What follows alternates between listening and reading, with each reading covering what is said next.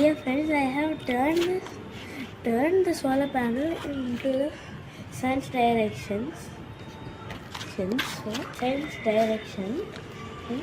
So it will turn the light into energy and run. And the car run.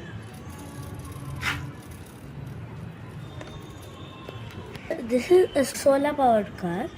It has a solar panel. It takes light from the sun and transfers it into energy and gives the power to the car so it can turn on and actually drive. The wheel turns with the help of the motor attached to the solar panel.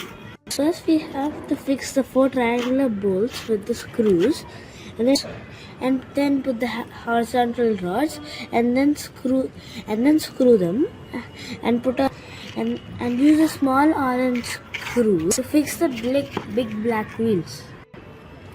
Turn it upside down and fix the motor onto the car with some bolts.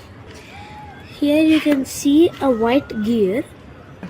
So we have attached another white color wheel attached to the motor. So when the motor rotates, it rotates the small wheel, which rotates this big wheel, turning the wheel and making the car drive.